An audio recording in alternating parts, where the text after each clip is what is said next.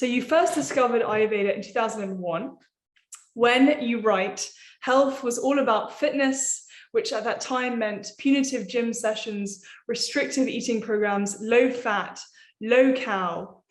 How did you discover Ayurveda? How did you stick to it, given that it was totally going against the current? And also, for anyone who doesn't know, what even is Ayurveda? So many questions. Okay, so Ayurveda is, let me start off with that. It is an ancient Eastern philosophy for life, for living. It's the manual for nature, if you like. That's how I kind of interpret it. And we remind ourselves that it reminds us that we are nature, we are of nature. It originated in India thousands of years ago. Exact dates are debatable. It's said to have come into the Himalayas, and we have kind of versions in India being Ayurveda. Traditional Chinese medicine as well carries, if anyone's ever looked at that, they've got similar kind of ways of a holistic language for reading nature and ourselves. In that, you've got Tibetan traditional medicine, all different kinds. It's very, yeah, it's holistic, it's whole. It helps you to understand you in your environment, and that your environment is ever changing, and therefore you are ever changing. But it also helps you to understand that, you know, inside there is a stillness, and we need to connect to that.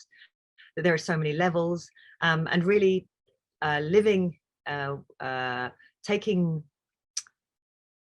the philosophy of Ayurveda is to maintain the delicate balance of mind, body, and spirit. So those three words were not really said much when I was growing up. It was all about physical health, you know, body.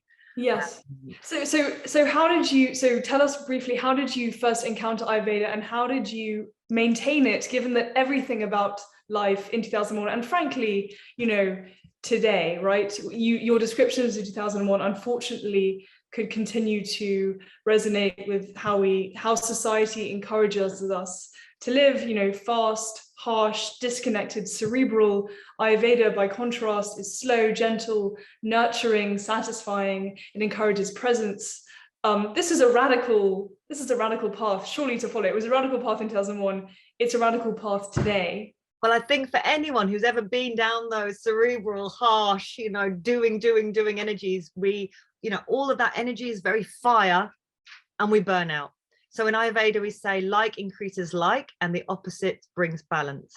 So, I mean, I can't tell you how many times I have met a therapist who does reflexology or Reiki, or has moved into some kind of sound therapy, etc., who didn't start off as a banker or or owned a business, and they just completely burnt out and had to build from scratch again. And they realized that they had to, and because of the burnout, they discovered other ways, other activities, lifestyle choices, ways of eating that was so much more nurturing and gave back to them. So sometimes, you know, it's said that sometimes the greatest illness is a gift, because it's almost a quick fire start for us to rethink everything. You know, it's quite difficult if you're someone thriving in that fast-paced world to suddenly consider, you know, bringing in a little bit more slow, because hey, you know, life's going fast and life's going brilliantly. So it's only when we kind of crash and burn sometimes that we discover that you know, we've been incomplete, and we've been harsh on ourselves and maybe harsh on others. So I was, yeah, I mean, I was born in 1980. So growing up, there was this idea that it was all about calories in, calories out, which has been disproven. But the things that we understand in mainstream science or mainstream ideas of health are about 20 years behind, you know, what's really happening. So it takes a long time for these things to filter through, because we're really changing the messaging. And, you know, with every generation, we pass on this idea of we need to burn more calories than we take in, and that's just one aspect of things, you know. And so I grew up with this idea of, you know, young people, young ladies, especially women, reading the back of packets for calories. So they had no connection to what was in that box, in that packet, no idea where it was made, what country it was made, who put it together, was it made by a machine, how long it had been sitting on the shelf, where it had traveled from. Literally nothing, no connection to this food that was going to go inside our bodies and become us. I would say that, you know, I kind of think I came around Ayurveda in a very roundabout way, but when I really assess it, it would, like, all roads lead to it. For example, you know, in my late teens, I became interested in kind of going to the gym very sporadically, but, you know, I'd grown up luckily in a time when there were sports fields connected to schools, and we were kind of doing, you know, three-legged races, etc. And then suddenly I felt like I wasn't moving my body enough. I was doing kind of a lot of sit down studying. So I started to go to the gym, and this power plates came out and all these things. I don't know if anyone's ever used a power plate. And the idea was to just hit it hard in the same way that we were hitting hard my social life and hitting hard my studies and hitting hard work. And I think I became attracted to the yoga classes that were starting in my gym because it just looked so graceful and peaceful. And there was this yoga teacher holding space, and it all looked quite nurturing and like a hug. And dare I say, like your mum was in there looking after you. It was, you know, talking about beautiful things that I didn't necessarily think had anything to do with life, but, you know, for what it was, I was going to get in half an hour of mostly lying down with some nice stretches, and you felt this lovely endorphin rush afterwards. So I kind of became attracted to that. I also have grown up with home cooked meals and was always interested in cooking, and I loved food.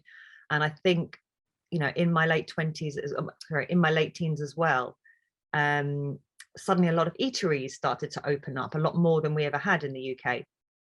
And so we were able to not have to think about taking food with us to work. We could just pop out and get even more than just a sandwich now. Even croissants we could get hold of, and you know, it was just very thrilling. And coffee houses opening up. And I kind of became aware of my energy levels ducking and diving and becoming, you know, digestive wise not feeling great. You know, really, was I going to the toilet often enough? You know, you just suddenly become aware, and I'd pick up bits here and there. Oh, you've got to drink more water and do a bit of this and that. And eventually, you know, I looked at nutritional science, which is only 70 years old. And from there, functional medicine, I became very interested, as well as traditional ways of eating, and then Ayurveda. And as I watch, you know, all of the changing ideas around nutritional science, as more and more information comes out, I just feel like everything's moving towards this knowledge that was understood thousands of years ago, before we had any of the scientific apparatus to measure it. And that makes me feel like this is tried and tested wisdom that somehow it's a wisdom that's in all of us. You know, we didn't need proof. We just kind of were connected to the way what the world works, and the way the energies of the day can support us or make it more difficult for us. You know, as anyone knows, trying to wake up in the middle of the night is really difficult because the energy is not there to support us. Waking up in the morning is a really, you know, you think about the animals, you know, the non-nocturnal animals getting very noisy at the 4 a.m. in the morning as the sun is beginning to move across the sky. I have to say, the seagulls outside my apartment would have to agree with you. The 4 a.m. seagulls. So you talked about, Jasmine, food, and of course, this talk is constructed around your cookbook, but there's so much more, as you kind of just were alluding to just now, than food, right? There's meditation, yoga, the time you go to bed, the time you get up, your elimination, your digestion. So before we talk about food, because we're going to talk about that a little bit. Okay. Do you feel that this is kind of also an interesting question, I think, from the point of view of change, essentially at a society-wide level? What would happen to our society if everyone or more people were following Ayurveda? Oh, wow. Oh, I think more compassion, more understanding of us as individuals and having individual needs, but also how we affect each other. I love that, you know, anyone listening might know a bit about Ayurveda. We have the elements, the 5 elements, and those 5 elements make up everything in the universe. basically that we can use them to describe. There's a lot of fire in that, or this has got a lot of earth, or there's a lot of water in here. Some things are very obvious. You know, we have this language where we say her eyes burn brightly, or she was very flighty, or, you know, her touch was light as air. You know, we use the elements in our language to describe things, and that's exactly what's going on all the time. Imagine being able to see when your partner, you know, is getting a lot of fire going on. Maybe it's a really hot day, they've eaten a really spicy food, their boss has been really harsh on them at work, and then you wonder why they explode with a temper. That's the fire. You can, you know, move in quickly with something cooling, or start to put more cooling things, you know, and, you know, as a parent, you can introduce that to your children, and then you can also spot it in yourself, so you can be aware. It's like a self-awareness. And that's also really what being present is, you know, it's being able to live in this world that is the only thing that is real right now. Whereas actually most of the time, unfortunately, we allow our minds, this fantastic tool, to kind of overrun and fill our every waking moment with things from the past or projections of the future. And it's exhausting. And that's why we can go to bed at night absolutely exhausted, but completely wired. And it's, you know, complete torture to know that you're exhausted and but can't get a decent night's sleep. Yeah. So yeah, it helps us to understand ourselves and understand each other, and then we can move as one into something that's good for all, you know. So given that unfortunately we're not there yet, not even close, that people aren't following Ayurveda, what for you is your, and we'll move into the recipes next, but what for you is your kind of Achilles heel of society? Like, because, you know, we're all fallible, 90% have, you know, striving towards our 100%. What for you, where do you fall short sometimes? Where does society kind of get under your skin and in your cracks, where you have to say, okay, time for me to pull back and stop, or slow down, or whatever it is? Maybe at this point you're just 100% Ayurveda all the time. I think, well, it's literally, it's about balance. It's about not being so chilled out and laid back that you say no to everything, and not being so gung-ho that you say yes to everything. There is, you know, I think in the West we want a formula to stick to, and that can frustrate people about Ayurveda because there are so many levels and it's very, very subtle. But what's brilliant is meditation, time out, allows you to connect to your essence, your true essence, the part of you that's completely unique, yet connected to everything and, you know, everyone. That's not the story and the highs and lows of life that we carry around with us.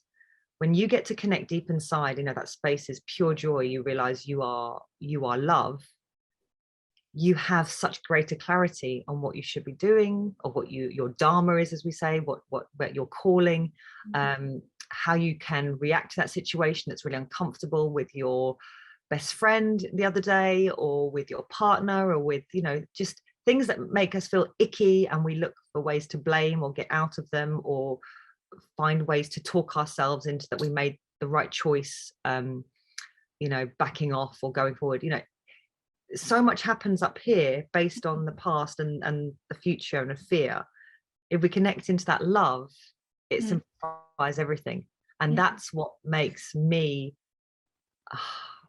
feel like I want more of this in my life. And I don't rush, even though there's so much, you know, an Ayurvedic Vaidya, which is a doctor of Ayurveda, will tell you he's still a student, because it's like saying, do you know everything about life? And the thing we say in meditation is, we know nothing. There is nothing, there is no thing, because everything is interconnected. You know, I was having a conversation last night about how incredible would it be if children were not taught that what could understand that the atoms that make up our hand are the same, you know, atoms that make up the laptop, that make up, we're all the same material, moving and shedding and growing and changing.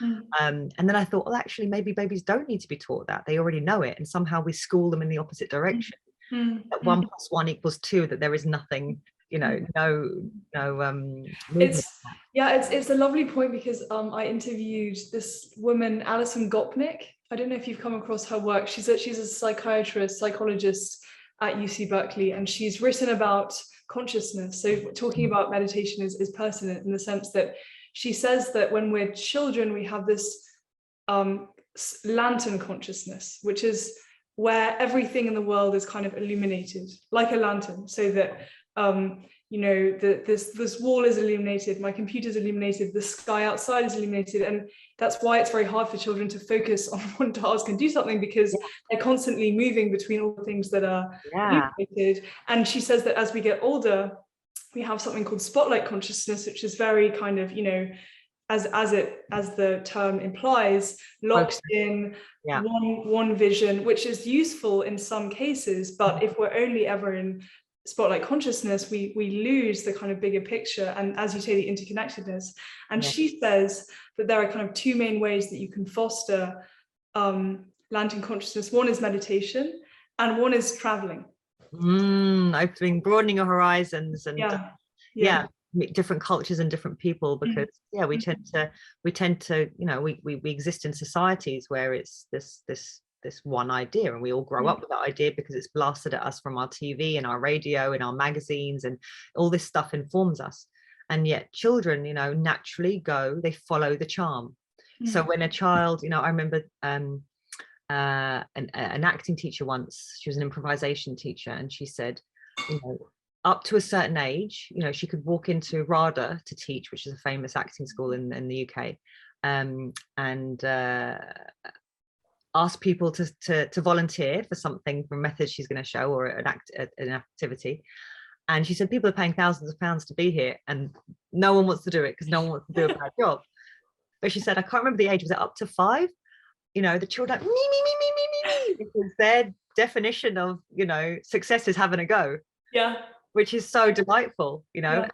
But we get conditioned into, no, don't speak unless you're right, don't take part unless you can do it, you know.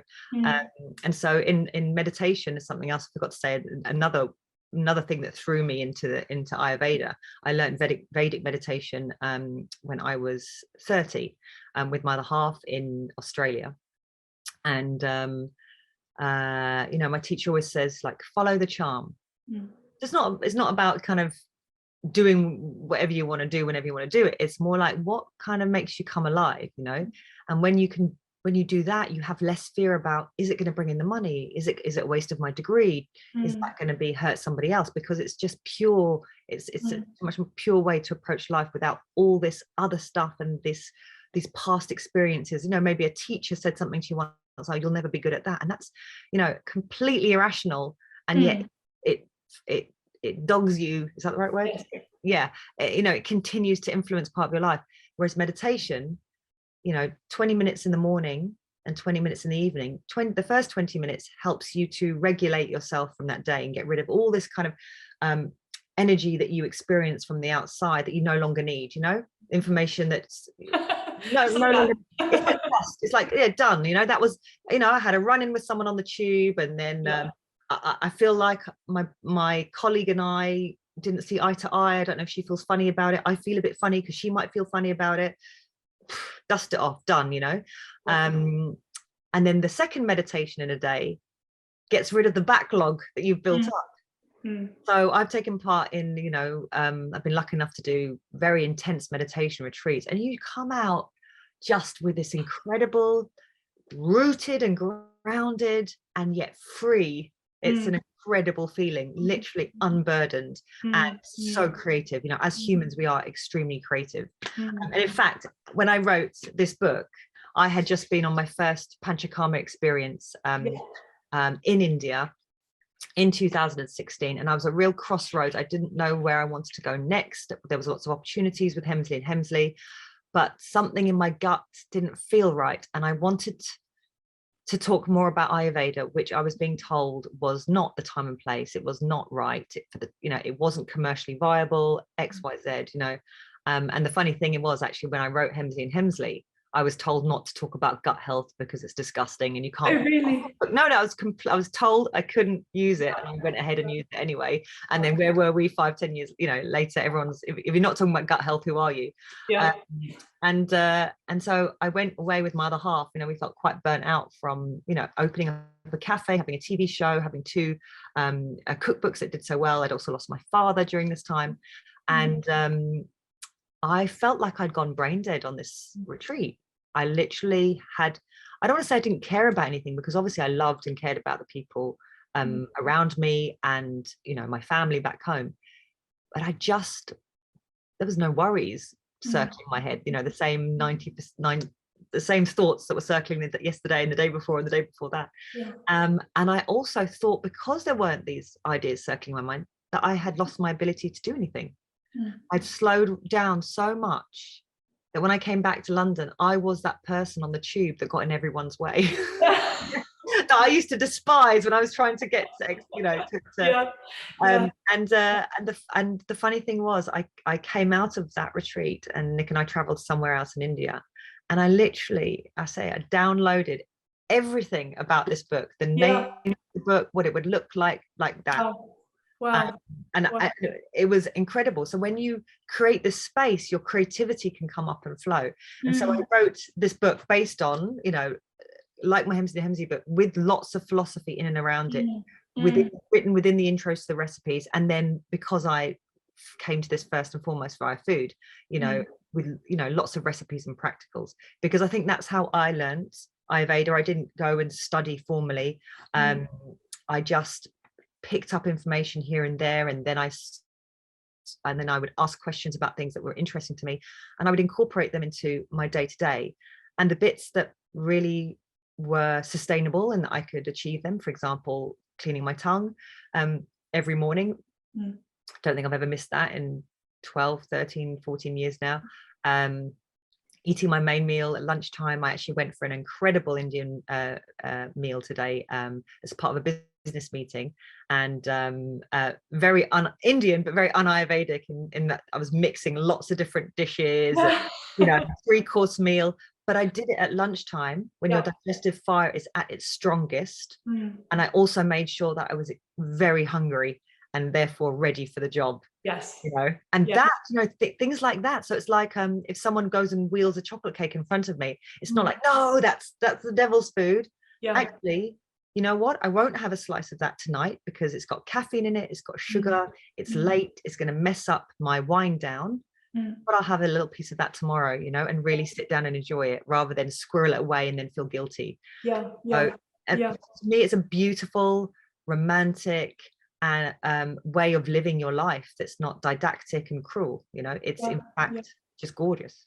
So let's talk about again, using the food, and that's what I think is so fantastic about the book, Jasmine, is that you basically you get people in with the food, and it's a way to suck them in. And then once they're there and once they're eating this delicious food, they're thinking, why is it just so delicious? And then they can turn to the end or the beginning and learn more about Ayurveda. But of course, even on the level of food, and you pointed out this about your first book, talking about gut health, people, when you're publishing a book, you do have to think about market. And you have to think about people's receptivity to a concept that is totally foreign. And of course, this is an Eastern concept. So in the book, you have recipes, you have traditional recipes, like scrambled eggs, porridge, chicken, cheesecake, soups and smoothies, more mainstream things. And then you also have ladoos, khichdi, brown apple. And so, if your main aim, which it is, and you say this explicitly again in interviews and in your writing, is to marry Eastern wisdom and holistic philosophies with Western well-being and the latest technology, how do you balance bringing people in but not alienating them with too much kind of Eastern philosophy? Oh, so interesting. And I have to say, I'm terrible at marketing and business, so don't look at me for advice. I was lucky in that I had a big platform from Hemsley, which kind of came onto the scene and did so well straight away. But I was also releasing a book at a time when the whole well-being market had exploded, and there were many people coming forth with cookbooks and well-being and combining the two. So it was a sure thing and also a not sure thing at the same time. We decided, well, my publishers talked to me about maybe taking Ayurveda off the front of the book. I don't really? know, there's no Ayurveda's not written there. And it was an interesting one because traditional Chinese medicine, and in London, I don't know how it is in Paris, but in London we have you'll see perhaps like a Chinese acupuncture shop here and there. It's not completely unknown. Interestingly, we have a huge Indian culture here, but no one had really heard the word Ayurveda. It's not something that's had a lot of PR. So I was thinking, as this book was coming out, I was like, oh my God, they're not going to be able to say it. I can't even pronounce it properly. How is this going to be received? And I remember getting a phone call from my agent saying, from my editor, saying, you won't believe this, Jazz, but the Wellcome Museum in Edgware Road has released, at the same time that your book is coming out, a massive exhibition called Ayurveda Man. And so there was all this evidence about how it had influenced our own doctors and surgeons in this country that used to travel to India because they were so advanced. I'm just talking about food and daily lifestyle activities that can bring us balance. But there are so many areas to Ayurveda, pediatric, geriatric, surgery, the wisdom is incredibly large and seemingly accurate, as we are able to test everything from the power of meditation on the body to to understanding more about energy, the fact you can feel someone's energy from 8 feet away, the fact that somebody who's blind can tell you the color of a wall because of what's reflecting back on them. They're so sensitive to it. All these things make you realize how magic humans are, how magic everything in this planet is. But we have to sometimes unschool ourselves and open ourselves up to more things. So I have to say, with Ayurveda, because it was such a foreign concept to me, there were ways of speaking and terminology in there that I was a bit like, how can I ever get to grips with this? But once give us an example. For example, the doshas, or the elements.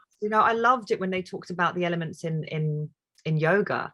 I just couldn't understand how it could apply outside of the yoga studio. And then you start to kind of see it. It's like learning another language. You suddenly start to think in that way, and suddenly this whole kind of new way of understanding life opens up.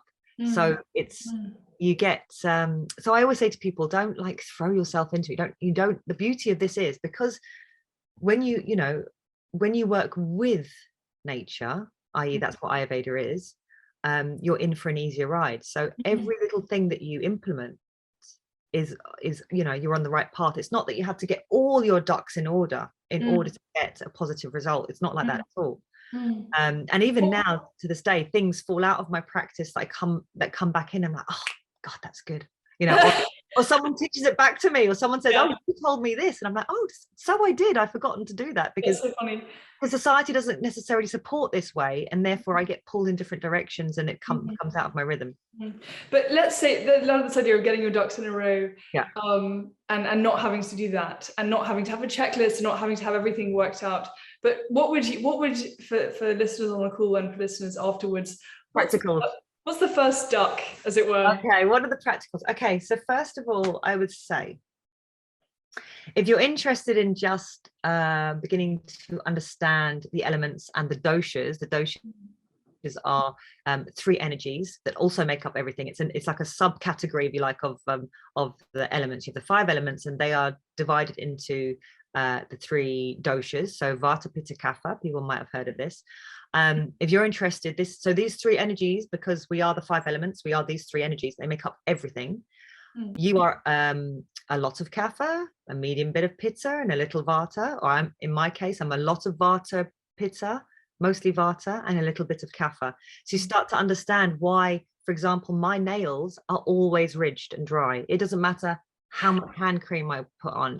I am that person who, when I step out of the shower, I shrivel up if I don't put body oil on straight away. Whereas I have friends who the idea of putting body oil on them makes them feel so gross and like it's going to clog their pores, because they've got such lush and oily and rich skin. And anyway, so you begin to understand why we are the same and yet a little bit different, and therefore why our needs are different. So I need to eat more unctuous foods. So I have a lot of space and air. That's the two elements of vata. So that's why my hands keep moving all the time, and I speak really fast, and I can't stay on a I can't answer a question directly because all these thoughts are popping in my head of, oh, I need to tell Alice about this and that, I need to mention that. And so I need to ground down. So last night I got in at 10:30 at night, but I didn't go to bed till midnight because it takes me that long to ground down.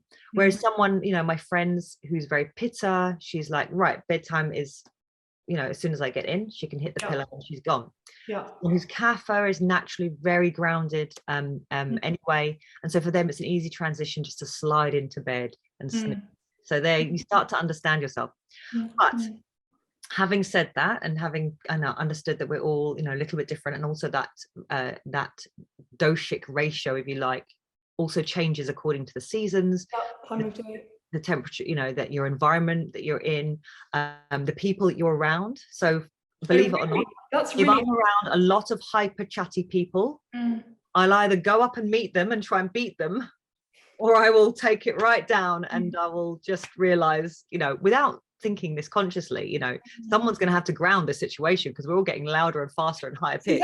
That's really interesting, because I don't think I've heard this. I because I've read the book and I use the book in my own life, I didn't know this about people. So then would it follow then that your friends and even your like romantic partners would want one that balances out? Like you wouldn't want like increases like, possibly. But because, yes, and this is true. So that's why we say opposites attract. Yeah, okay. But it doesn't mean that if someone's got the same doshic makeup as you, that they're struck off Tinder, Because that's funny. You should write to Tinder and say we need to meet. Well, interestingly, Deepak Chopra was, I can't remember what he called it, but they were creating teams of people within businesses based on their types, their mental types, and what they can contribute to a team, because you can't have 5 leaders, it just ends in disaster. You can't have and in this country, unfortunately, we put too much emphasis on leaders. We need every part of the machine, otherwise it's not whole, and that's not a holistic attitude. And therefore when you don't look at something holistically, it will go wrong and it will become imbalanced at some point. So, but the things that do work for us in general are going with the energies of the day. So I would say the first thing to do is, and this is probably the hardest one of all, is waking up with the sun, or even before the sun. Before the sun's better, but I don't want to scare people. So carpe diem, seize the day, as the sun is rising, the energy of the day is rising. That's why all the animals start, moving, and the cockerel starts going just before sunrise. And the birds, if anyone now in summer is listening to birds at 4 a.m. in the morning, going off like a rainforest, everyone feels that energy coming in. And so that's why you'll see, dedicated yogis getting up at before the crack of dawn. As you move into the day, your digestion, your Agni, your digestive fire, that's what it means, is also warming up. It follows the sun. So if you have a rising sun, and you have a massive breakfast and your fire is not yet fully formed, you're basically putting a big soggy log onto a low burning flame. So this is not a good idea. So we would say a light, nourishing breakfast is great, and a fresh breakfast, a freshly cooked breakfast. So that's why porridge is so great, because this is a time to add prana or life force energy back into your body, going from stable to coming up. So having something in the slow cooker cooking that's light and nourishing and easy to digest. If you get up and you're a farmer and you've just gone and done 3 hours of burnout work, your fire is huge. So yes, you can then sit down to a big old cooked breakfast or something, but most of us don't. And most of us haven't probably slept long enough, because the way that life is at the moment, our devices and our programs are designed to keep us awake. Yes. So yeah, a light, nourishing breakfast. The first thing I do though is I wake up and I clean my tongue with a tongue scraper. So I don't know if anyone's ever used one of those before. They are a classic Ayurveda one is just a metal loop, and you pass that down your tongue. And basically overnight, your body is busy restoring and kicking out anything that it doesn't need. And the reason, one of the best things about waking up early is there's that beautiful time that's just about you. And so this is a time for meditation, artistic writing, cleansing the body, because, you know, overnight we will end up being a bit smelly. We have that bad taste in our mouth, even though we brushed our teeth before bed and there's no food residue, because the body is kicking stuff out. And we want to have a wee, and that wee is probably the most potent wee of your day. And also we want to have a poo as well. And it's very hard to have a poo when you're in a rush. And most of us wake up with minimal time before we have to leave the house. And this is all really, really important. And I just want to, so we can get this in, but you talk about the Agni and talk about the fire. And what's so much of what you say, it would feel intuitive if one was practicing it, but to the kind of intellectual mind, it feels counterintuitive. One of the most kind of crazy things about digestion that you've said, that other people have said, is that Ayurveda would go so far as to say that good digestion and a bad diet is better than bad digestion and a good diet. Yes. So it's all about digestion, which is, again, this is why it's why this book is kind of a red herring, because you're saying, you know, here are all the delicious things to eat, but actually it doesn't matter what you're eating, not even my recipes, because if your digestion's off. So tell us about that.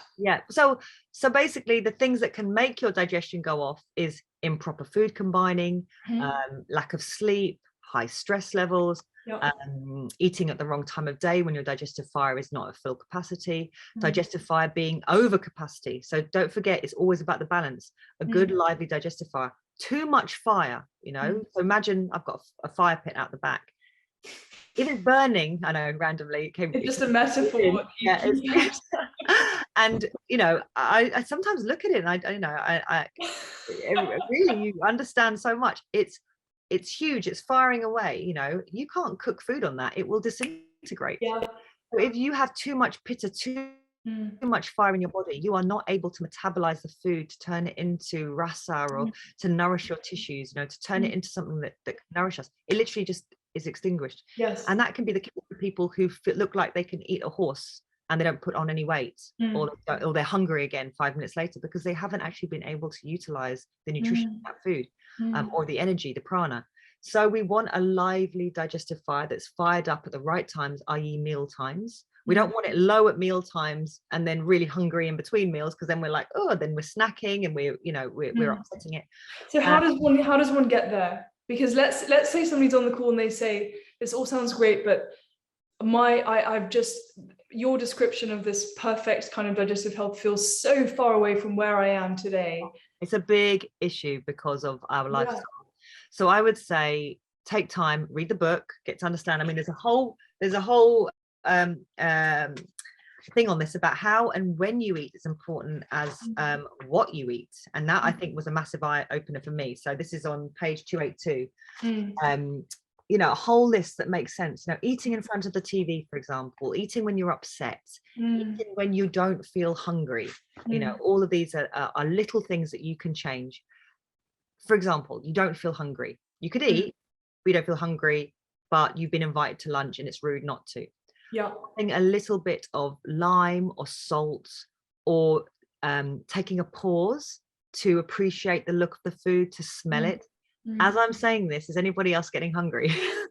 You know, if you've just eaten, but you know, as soon as you start to think about food and think about sour foods create heat in the body. Spicy foods, all these things start to make us salivate, and our body gets ready for what it's about to receive. If your head is planning your holiday or dealing with an upset from when you were 6 years old, you know, the body's very confused when you suddenly shovel in a dinner.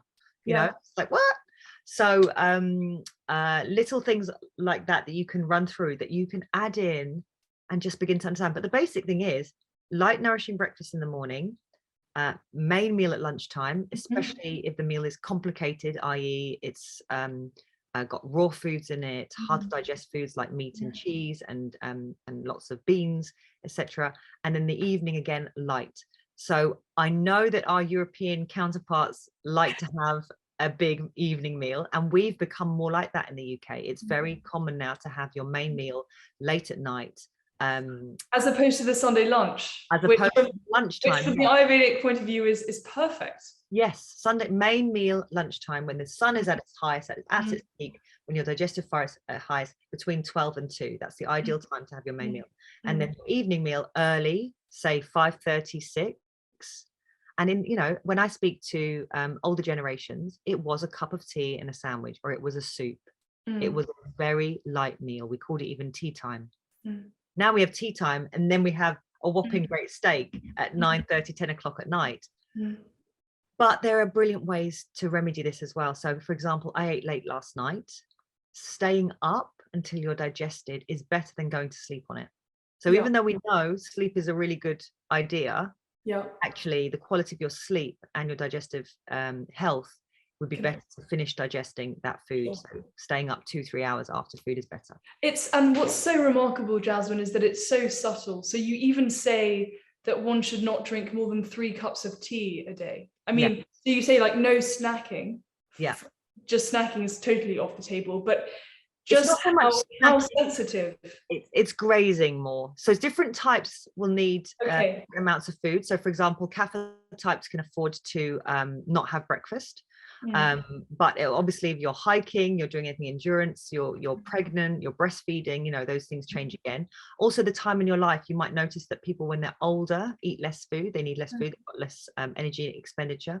And you'll notice as well that teenage children or children going through a growth spurt suddenly eat more food. So my 16-month-old now, it's so interesting. I don't think I would have seen it this way, you know, before if I'd had her, you know, a decade or so earlier. You know, I can do this with hindsight because so many of my friends had children before me, and I've seen them stress about the first child not eating, and by the third child they're like, oh, she'll eat when she's hungry. And she literally eats when she's hungry. She doesn't have any of this can't think what the word is, but doesn't have any of this socialized. It doesn't have this baggage that comes with food. And she, you can just see when she's teething, she's not interested. It's just the last thing that her body wants when she's got all this inflammation going on, all these changes in her body, is to digest a meal, you know. So snacking, you know, I use it very lightly, but we've been taught snack. But actually, when you snack, it's like trying to bring a pot of water to the boil, but you keep adding cold water to it. So you never kind of get through the process properly. So really it's grazing you want to avoid, and also having a snack because you're bored or because you want to get out of work. It's unconscious eating that we want to avoid, you know. And at the same time, we don't want to be what's the word, we don't want to be what the word is, well possibly I mean possibly emotionally food or doing it right. So and in India, my Ayurvedic practitioners say this is a great way to do it, and then me comes in with a, oh, but what's the rule around it? How do I, you know, but what if, it doesn't matter, don't worry, you know. And then they laugh because they know that this is the worst thing to do, is like obsess about it, you know. It's just this general idea that feeds into your subconscious, and you just kind of, you know, if you live more in the moment, time goes slower. And you can just you know, one of the things I say here is if you eat slowly, you'll notice that a little burp happens 3/4 of the way through your meal, and it's an indication of there being enough food in your stomach. And so once I feel that little belch, slow it down, because you know it takes time for us to realize when the stomach's full, especially when we're not tuned in, and then there's, you know, you're having dinner with other people. If you can look at that signal, just start to slow it down a bit. And it's really interesting because last night I was starving after the main course because I'd waited so long for it, and I was thinking I could just eat another round of food. And then there was a pause, and by the time dessert came, I thought, you know what, I'm actually not hungry anymore.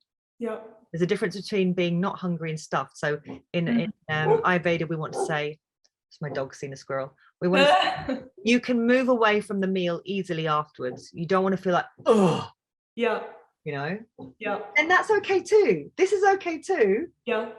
if you rest it out, and then you have a lighter meal later. So that's the beauty. It's literally these little moves, subtle things that you can do to bring balance back in.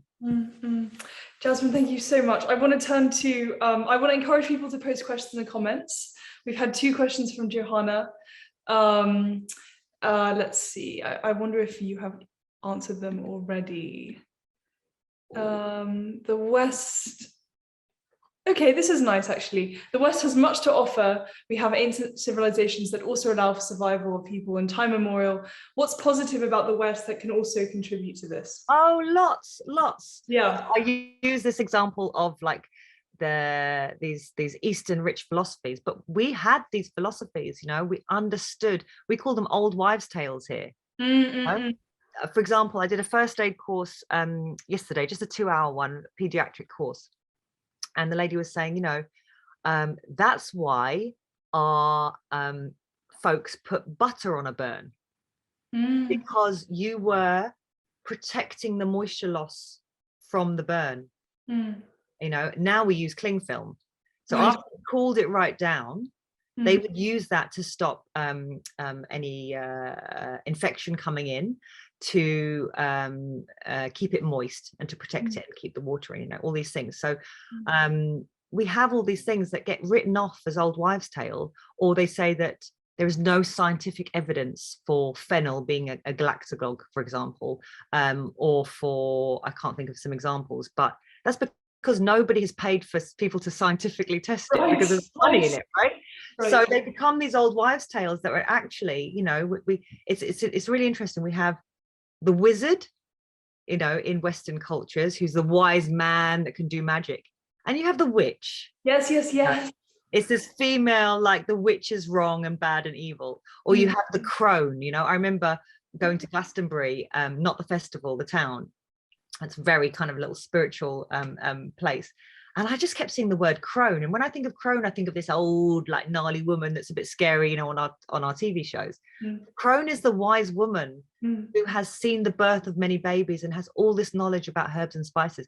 I remember watching Little Women, the recent version movie, and in that, you know, someone's ill and they reach for the homeopathy, and I think it was belladonna or something. You know, that's what we were doing back then, before pharmaceuticals. There is so much wisdom we took from nature to create balance in ourselves. So that is that. It's just it comes under, you know, if you look in cultures, you know, they have ways of eating food or doing things at a certain time of day. They don't know why they do it anymore. For example, salting aubergine and things to draw out the acridness and stuff. We just do it automatically, and it's become part of our heritage. So there's so much.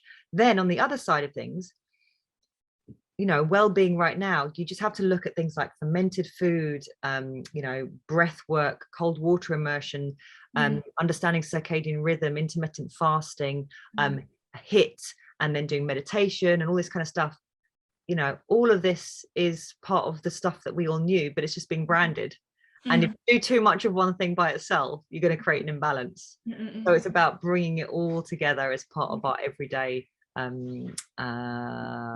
lifestyle. Yeah, absolutely. And you know, you mentioned big pharma, which in America, you know, we're the American Library in Paris, so we have probably some Americans on the call. I'd love also, please keep posting your questions, and do post also where you're tuning in from, because it's always nice to see.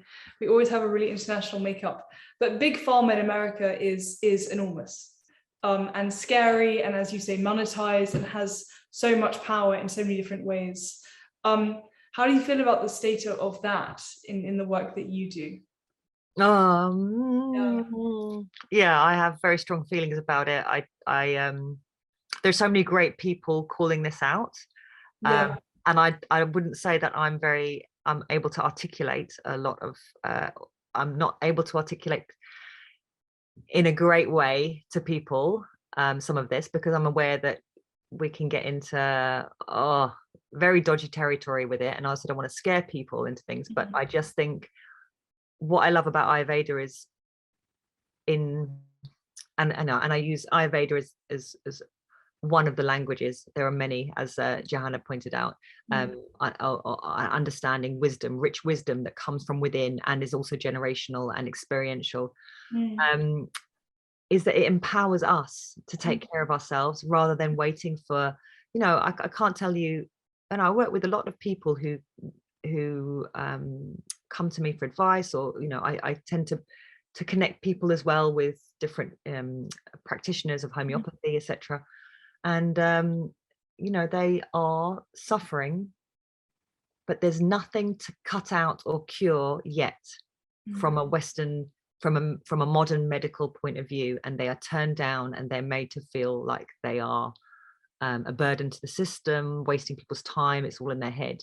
And it's you know, it's terrible, and they're left with nowhere to go, and they continue on with the cycle of whatever it is that's supporting their dis-ease within their body. You know, how fabulous if we all started to, and I've seen it in myself. I had my first kind of major health problem when I say major, it was in many ways, but not in compared to others. But at 23, I think I picked up a Bulgar parasite, and I suffered from major constipation and major indigestion. And introducing, I was taking antacids to deal with it, to the point where when I went to see the doctor about it, and by then, you know, I was eating really well, I was exercising, and she said, I'll just prescribe you a stronger course of antacids. And I was like, hang on, where's that going to take me? That's not solving the issue. And then, you know, Ayurveda stepped in there. I just changed, you know, I started eating earlier and lighter, huge difference to my sleep, to my energy levels, to my appetite. I didn't eat raw food. Yes. My digestion got better. And I also took a little bit of sour food, so vinegar or lime juice, when I was feeling this unpleasant sensation, which was probably low stomach acid. And then within 20 minutes, I'd feel better. So I was able to like do something that my doctor couldn't help me with. Imagine if we had that wisdom. And, you know, we're not talking about experimenting with drugs here. We're talking about experimenting with food and lifestyle choices. It's not even dangerous, you know. And what's so lovely too, Jasmine, is that Ayurveda thinks about health, and you said disease, and I know that you said that very consciously, like dis-ease, the things that we feel uncomfortable about. But rather than focusing on the disease, which the Western medical system does, you know, you go in, you've broken your arm, you have a pain in your foot, your vision is blurry, let's say, and they spend all of their time thinking about that one thing and addressing it, which of course in some situations is right and called for. In Ayurveda, they say, let's focus on the health, and let's actually, if we focus on the health and strengthening the health, the disease will just naturally fall away. Yeah, so they say holistic attitude to health, or functional medicine to health, is, you know, the medical way would be, if you've got something sore in your shoe, I'm doing this not very well, making a hole in your foot or a sore on your foot, stick a plaster in there. Holistic way would be remove the stone. Yeah, that's remove the foot. The way is remove the, eventually, you know, put a plaster on it until it gets so bad that we cut the foot off, you know. That's the one way. And then the other way would be, well, let's remove the stone, you know. What is the source of this, where, you know, where is the imbalance, what is the imbalance, and how can we begin to put it right? And, you know, it can be as quickly as an overnight, like, you know, honestly, when I introduced a bit of lime juice into as a kind of aperitif to my food, completely changed this strange acid reflux thing I was suffering. That was a like straight away thing after a year or two of suffering. But then for other people, it's slow, and it's, you know, the healing process can be very, very uncomfortable. And that's why, you know, just because anyone who's ever done some kind of detox program or taken themselves off coffee will know that the headaches and the irritability and the, you know, and then suddenly being constipated because, you know, they need coffee to go to the toilet, you know, it can cause other issues. You know, removing that stone from the shoe, you know, might have left a hole in the shoe and a I don't know, a bruise on your foot.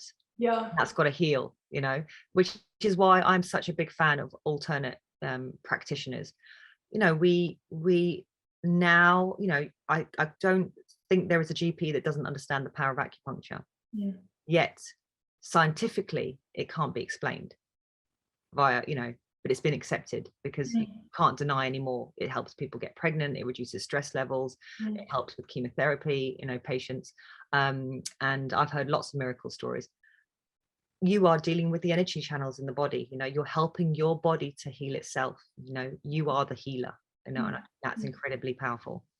So in the interest of time, Jasmine, and because we have you and we're so happy to have you this evening, this book, you wrote several years ago, and you've been obviously promoting it and created a whole kind of business around it, in terms of people can buy the tongue scraper, people can buy the tool to massage their face, and you have more, you've written more about this in your blogs, and you have more recipes on your website, which I'm going to post imminently and also send you all tomorrow.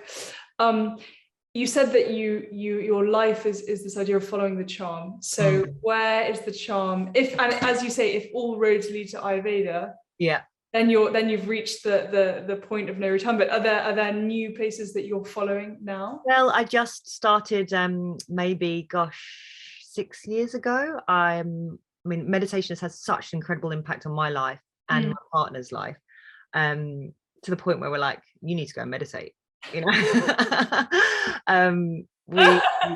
That's what we say to each other to wind each other up when we're having but I studied sound, because when my father had a very long, slow, painful disease, and out of desperation, I wanted to find things that could help my dad, and I came across sound, and I would use tuning forks on various acupressure points in the body, or Marma points in Ayurveda.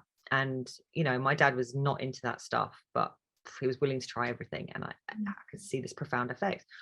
We even used monitors on his chest to see his stress levels, and we anyone who knows yoga knows lion's breath. It had an incredible effect on him. Also tapping as well had such an incredible effect on him, to move him from